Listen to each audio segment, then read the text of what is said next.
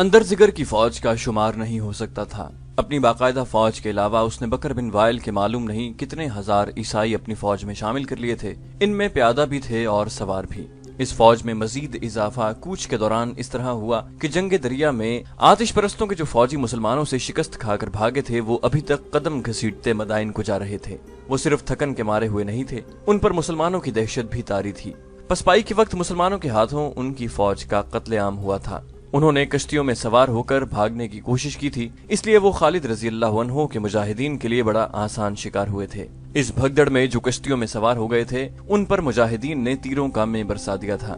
ایسی کشتیوں میں جو سپاہی زندہ رہے تھے ان کی ذہنی حالت بہت بری تھی۔ ان کی کشتیوں میں ان کے ساتھی جسموں میں تیر لیے تڑپ تڑپ کر مر رہے تھے۔ اس طرح زندہ سپاہیوں نے لاشوں اور تڑپ تڑپ کر مرتے ساتھیوں کے ساتھ سفر کیا تھا۔ کشتیاں خون سے بھر گئی تھیں۔ زندہ سپاہیوں کو کشتیاں کھینے کی بھی ہوش نہیں تھی۔ کشتیاں دریا کے بہاؤ کے ساتھ ساتھ خود ہی بہتی کہیں سے کہیں جا پہنچیں اور دور دور کنارے سے لگی تھیں، اور زرتشت کے یہ پجاری بہت بری جسمانی اور ذہنی حالت میں مدائن کی طرف چل پڑے تھے۔ وہ دو دو چار چار اور اس سے بھی زیادہ کی ٹولیوں میں جا رہے تھے۔ پرانی تحریروں سے پتہ چلتا ہے کہ ان میں کئی ایک نے جب اندر زگر کی فوج کو آتے دیکھا تو بھاگ اٹھے۔ وہ تیز دوڑ نہیں سکتے تھے، انہیں پکڑ لیا گیا اور فوج میں شامل کر لیا گیا۔ کچھ تعداد ایسے سپاہیوں کی ملی جو دماغی توازن کھو بیٹھے تھے۔ ان میں کچھ ایسے تھے جو بولتے ہی نہیں تھے۔ ان سے بات کرتے تو وہ خالی خالی نگاہوں اور بے تاثر چہروں سے ہر کسی کو دیکھتے۔ بعض بولنے کی بجائے چیخیں مارتے اور دوڑ پڑتے، بیشتر اس کے کہ یہ ساری فوج کے لیے خوف و ہراس کا سبب بن جائیں۔ انہیں فوج سے دور لے جا کر ختم کر دو۔ ان کے سالار اندر زگر نے حکم دیا۔ اس کے حکم کی تعمیل کی گئی۔ مدائن کی یہ فوج تازہ دم تھی، اس نے ابھی مسلمانوں کے ہاتھ نہیں دیکھے تھے، لیکن دریا کے مارکے سے بچے ہوئے سپاہی جب راستے میں اس تازہ دم فوج میں شامل ہوئے تو ہلکے سے خوف کی ایک لہر ساری فوج میں پھیل گئی۔ شکست خوردہ سپاہیوں نے اپنے آپ کو بے قصور ثابت کرنے اور یہ ظاہر کرنے کے لیے کہ وہ بے جگری سے لڑے ہیں، مسلمانوں کے متعلق اپنی فوج کو ایسی باتیں سنائیں جیسے مسلمانوں میں کوئی مافوق الفطرت طاقت ہو اور وہ جن بھوت ہوں۔ خالد رضی اللہ عنہ کی جنگی قیادت کی یہ خوبی تھی کہ وہ دشمن کو جسمانی شکست ایسی دیتے تھے کہ دشمن پر نفسیاتی اثر بھی پڑتا تھا، جو ایک عرصے تک دشمن کے سپاہیوں پر باقی رہتا، اور اسی دشمن کے ساتھ جب ایک اور مارکا لڑا جاتا تو وہ نفسیاتی اثر خالد رضی اللہ عنہ کو بہت فائدہ دیتا۔ یہ اثر پیدا کرنے کے لیے خالد رضی اللہ عنہ دشمن کو پسپا کرنے پر ہی مطمئن نہیں ہو جاتے تھے، بلکہ دشمن کا تعاقب کرتے اور اسے زیادہ سے زیادہ جانی نقصان پہنچاتے۔ خالد رضی اللہ عنہ کے جاسوسوں نے یہ اطلاع بھی انہیں دی کہ پچھلے مارکے کے بھاگے ہوئے سپاہی بھی مدائن سے آنے والی فوج میں شامل ہو رہے ہیں۔ خالد رضی اللہ عنہ نے اپنے سالاروں کو بلایا اور انہیں نئی صورتحال سے آگاہ کیا۔ میرے عزیز ساتھیوں، خالد رضی اللہ عنہ نے کہا، ہم یہاں صرف اللہ کے بھروسے پر لڑنے آئے ہیں۔ جنگی نقطہ نگاہ سے دیکھا جائے تو ہم فارس کی فوج سے ٹکر لینے کے قابل نہیں۔ اپنے وطن سے ہم بہت دور نکل آئے ہیں، ہمیں کمک نہیں مل سکتی، ہم واپس بھی نہیں جائیں گے۔ ہم فارسیوں کو اور کسرا کو نہیں، آگ کے خداؤں کو شکست دینے کا عزم کیے ہوئے ہیں۔ میں تم سب کے چہروں پر تھکن کے آثار دیکھ رہا ہوں، تمہاری آنکھیں بھی تھکی تھکی سی ہیں اور تمہاری باتوں میں بھی تھکن ہے، لیکن رب کعبہ کی قسم ہماری روحیں تھکی ہوئی نہیں، ہمیں اب روح کی طاقت سے لڑنا ہے۔ ایسی باتیں زبان پر نہ لا ابن ولید۔ ایک سالار عاصم بن عمر نے کہا، ہمارے چہروں پر تھکن کے آثار ہیں، مایوسی کے نہیں، ہمارے ارادوں میں کوئی تھکن نہیں ابن ولید۔ دوسرے سالار عدی بن حاتم نے کہا، ہم نے آرام کر لیا ہے، سپاہ نے بھی آرام کر لیا ہے، میں اسی لیے یہاں خیمزن ہو گیا تھا کہ اللہ کے سپاہی آرام کر لیں۔ خالد رضی اللہ عنہ نے کہا، تمہارے ارادے تھکے ہوئے نہیں تو مجھے کچھ کہنے کی ضرورت نہیں، میں دوسری باتیں کرنا چاہتا ہوں جو زیادہ ضروری ہیں۔ تم نے دیکھا ہے کہ ہم نے فارسیوں کو پہلے مارکے میں شکست دی تو وہ پھر ہمارے سامنے آ گئے، ان کے ساتھ ان کے وہ سپاہی بھی آ گئے جو پہلے مارکے سے بھاگے تھے۔ اب مجھے پھر اطلاع ملی ہے کہ دوسرے مارکے سے بھاگے ہوئے سپاہی مدائن سے آنے والی فوج کے ساتھ راستے میں ملتے آ رہے ہیں۔ اب تمہیں یہ کوشش کرنی ہے کہ اگلے مارکے میں آتش پرستوں کا کوئی سپاہی زندہ نہ جا سکے، ہلاک کرو یا پکڑ لو۔ کسرا کی فوج کا نام و نشان مٹا دینا چاہتا ہوں، سب اللہ کے اختیار میں ہے، ہمارا اللہ یوں ہی کرے گا۔ 3-4 آوازیں سنائی دیں۔ خالد رضی اللہ عنہ نے کہا، ہم اسی کی خوشنودی کے لیے گھروں سے اتنی دور آ گئے ہیں، اب جو صورت ہمارے سامنے ہے اس پر سنجیدگی سے غور کرو۔ یہ فیصلے جذبات سے نہیں کیے جا سکتے۔ اس حقیقت کو ہم نظر انداز نہیں کر سکتے کہ فارسیوں کی جنگی طاقت اور تعداد جو اب آ رہی ہے، ہم اس کا مقابلہ کرنے کے قابل نہیں، لیکن پسپائی کو دل سے نکال دو۔ تازہ اطلاعات کے مطابق مدائن کی فوج دجلہ عبور کر آئی ہے، آج رات فرات کو بھی عبور کر لے گی، پھر وہ دجلہ پہنچ جائے گی۔ ان کی دوسری فوج بھی آ رہی ہے۔ ہمارے جاسوس اس کا کوچ دیکھ رہے ہیں اور مجھے اطلاعات دے رہے ہیں۔ خدا ذوالجلال ہماری مدد کر رہا ہے۔ یہ اسی کی ذات باری کا کرم ہے کہ فارس کی یہ دوسری فوج جو ایک سالار بہمن جازویہ کی زیر کمان آ رہی ہے، اس کی رفتار تیز نہیں، وہ پڑاؤ زیادہ کر رہی ہے۔ ہم اپنی قلیل نفری سے دونوں فوجوں سے ٹکر لے سکتے ہیں۔ میری عقل اگر صحیح کام کر رہی ہے تو میں یہی ایک طریقہ سمجھتا ہوں کہ مدائن کی فوج جو سالار اندرزگر کے ساتھ آ رہی ہے وہ دجلہ تک پہنچ جائے، پیشتر اس کے کہ بہمن کی فوج بھی اس سے آ ملے، ہم اندرزگر پر حملہ کر دیں۔ کیا میں نے بہتر سوچا ہے؟ اس سے بہتر اور کوئی فیصلہ نہیں ہو سکتا، سالار عاصم نے کہا۔ مجھے مدائن کی اس فوج میں ایک کمزوری نظر آ رہی ہے۔ اس فوج میں عیسائیوں کی فوج کے قبیلوں کے لوگ بھی ہیں جو لڑنا تو جانتے ہیں لیکن انہیں جنگ اور باقاعدہ مارکے کا تجربہ نہیں۔ میں انہیں ایک مسلح ہجوم کہوں گا۔ دشمن کی دوسری کمزوری وہ سپاہی ہیں جو پچھلے مارکے سے بھاگے ہوئے مدائن کی فوج کو راستے میں ملے تھے۔ مجھے یقین ہے کہ وہ ڈرے ہوئے ہوں گے۔ انہوں نے اپنے ہزاروں ساتھیوں کو تلواروں، تیروں اور برچھیوں کا شکار ہوتے دیکھا ہے۔ پسپائی کی صورت میں وہ سب سے پہلے بھاگیں گے۔ خدا کی قسم عمر، خالد رضی اللہ عنہ نے پرجوش آواز میں کہا، تجھ میں وہ عقل ہے جو ہر بات سمجھ لیتی ہے۔ خالد رضی اللہ عنہ نے سب پر نگاہ دوڑائی جو وہاں موجود تھے۔ انہوں نے کہا کہ تم میں کوئی ایک بھی ایسا نہیں ہے جو اس بات کو نہ سمجھ سکا ہو، لیکن دشمن کے اس پہلو کو نہ بھولنا کہ اس کے پاس ساز و سامان اور رسد اور کمک کی کمی نہیں۔ صرف اندرزگر کی فوج ہماری فوج سے 6 گنا زیادہ ہے۔ میں نے جو طریقہ سوچا ہے وہ موزوں اور مؤثر ضرور ہوگا لیکن آسان نہیں۔ لڑنا سپاہ نے ہے، وہ سمجھتے ہیں کہ ہم یہاں کیوں آئے ہیں، پھر بھی انہیں اچھی طرح سے سمجھا دو کہ ہم واپس جانے کے لیے نہیں آئے اور ہم مدائن میں ہوں گے یا خدائے بزرگ و برتر کے حضور پہنچ جائیں گے۔ 2 مورخوں طبری اور یاقوت نے لکھا ہے کہ یہ فہم و فراست کی جنگ تھی۔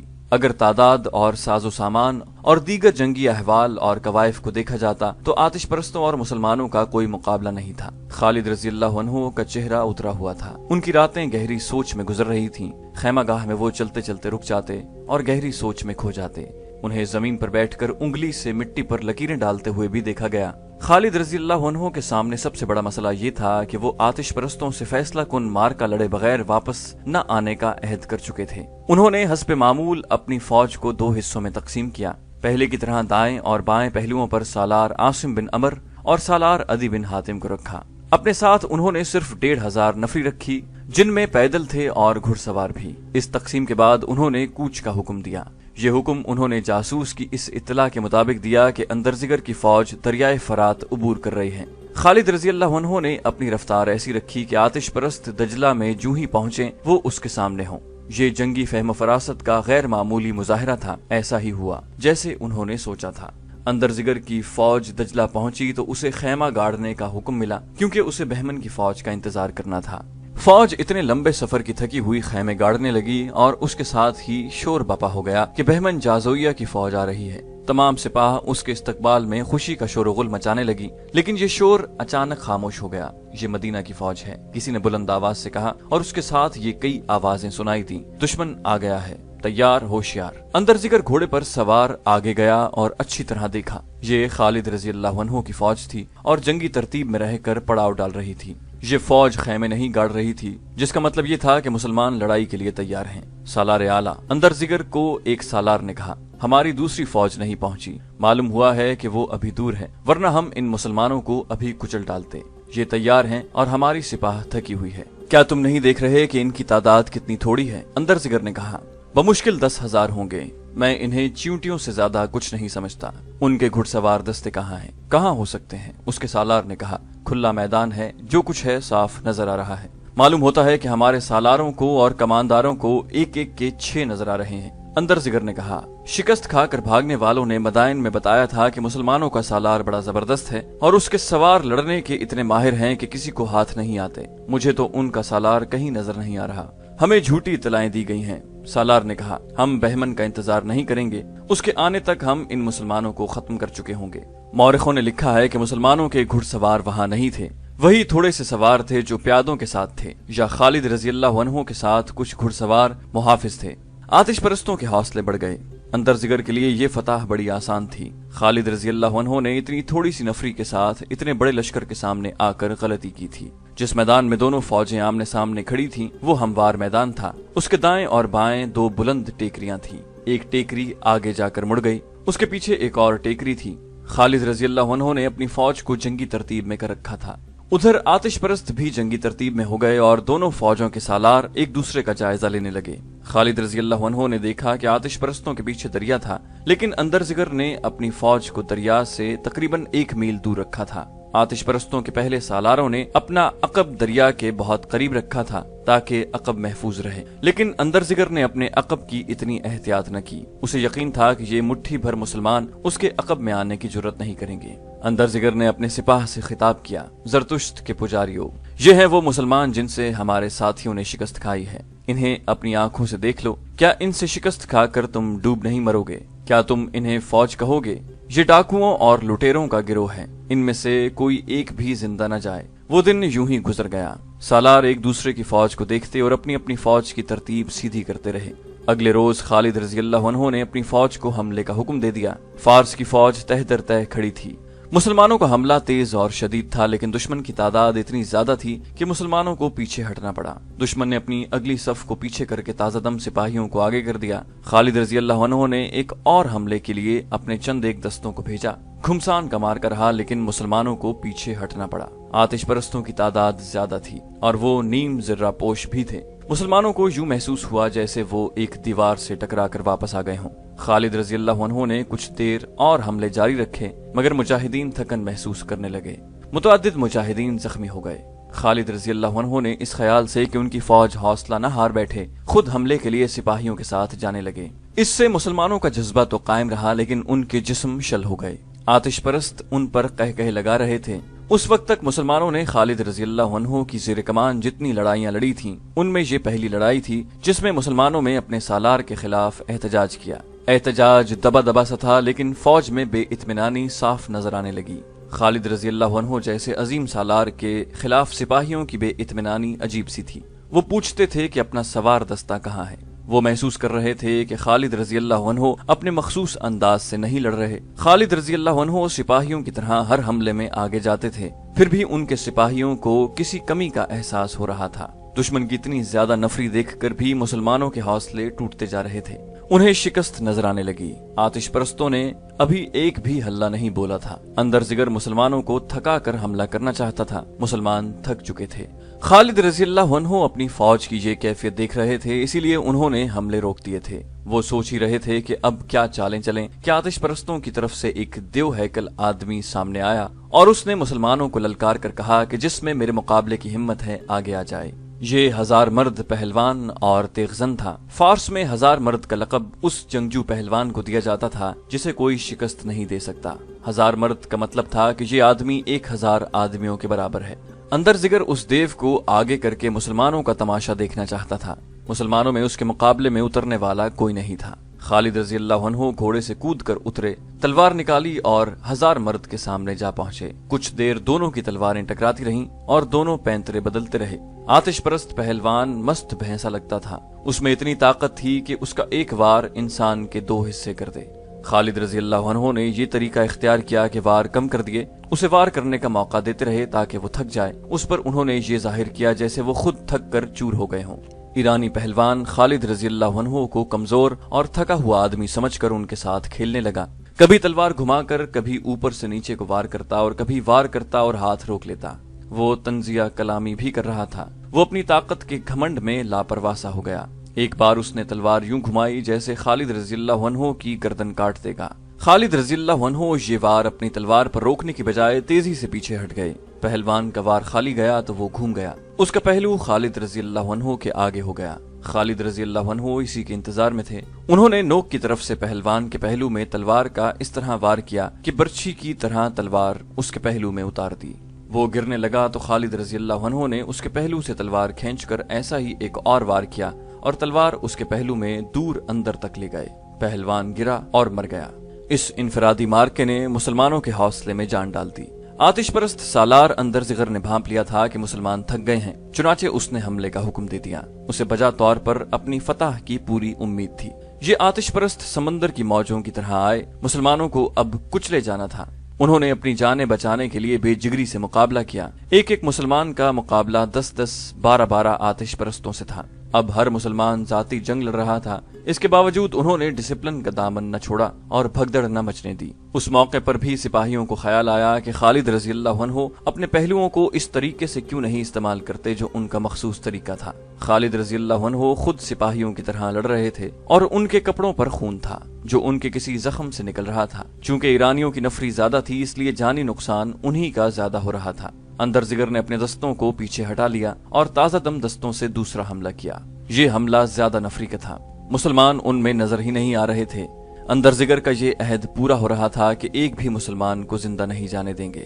اندر زگر نے مسلمانوں کا کام جلدی تمام کرنے کے لیے مزید دستوں کو حلہ بولنے کا حکم دے دیا۔ اب تو مسلمانوں کے لیے بھاگ نکلنا بھی ممکن نہ رہا، وہ اب زخمی شیروں کی طرح لڑ رہے تھے۔ خالد رضی اللہ عنہ اس معرکے سے آگے نکل گئے تھے، ان کا علم بردار ان کے ساتھ تھا۔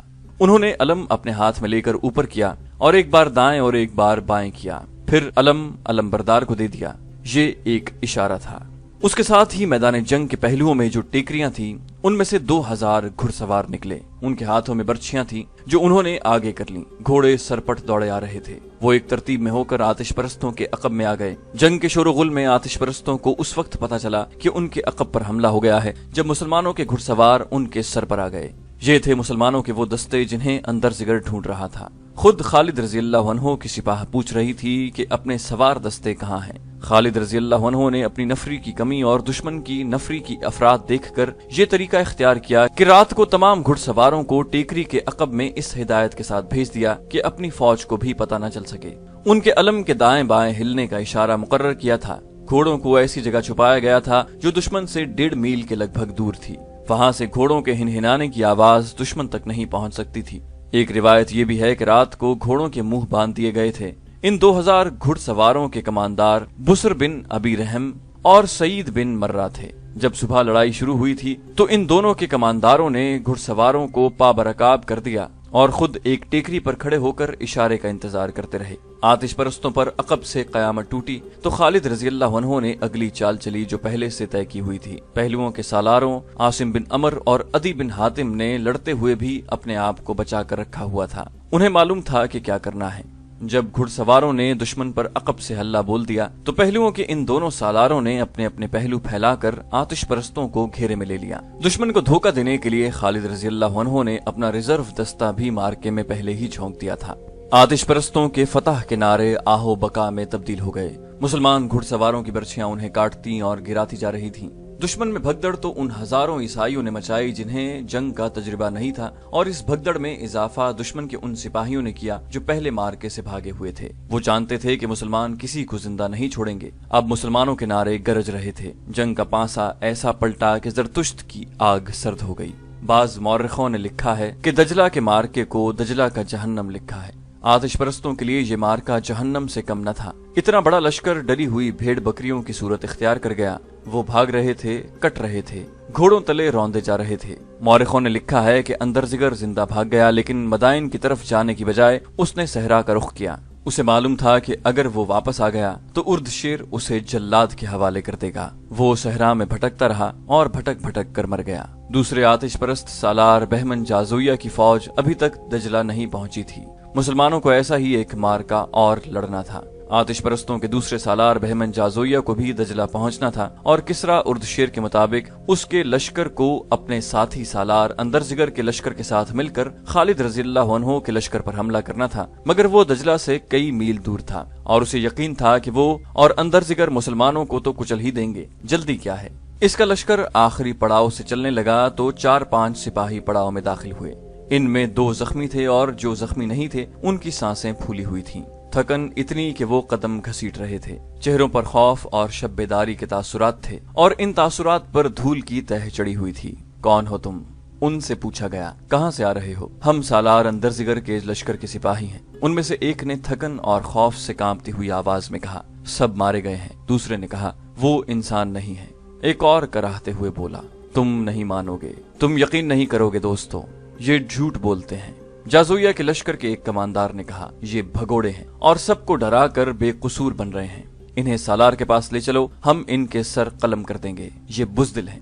उन्हें सालार बहमन जाजोया के सामने ले गए। तुम कौन सी लड़ाई लड़कर आ रहे हो? जाजोया ने कहा, लड़ाई तो अभी शुरू ही नहीं हुई, मेरा लश्कर तो अभी।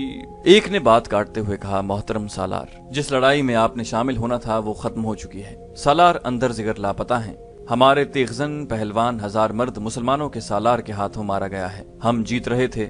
मुसलमानों के पास घुड़सवार दस्ते नहीं थे। हमें हुक्म मिला कि अरब के इन बद्दुओं को काट दो, इनकी तादाद बहुत थोड़ी है। हम उनके जिस्मों की बोटियां बखेरने के लिए नारे लगाते और खुशी की चीखें बुलंद करते आगे बढ़े। जब हम उनसे उलझ गए तो हमारे पीछे से न जाने कितने 1000 घुड़सवार हम पर आ पड़े। फिर हम में से किसी को अपना होश न रहा।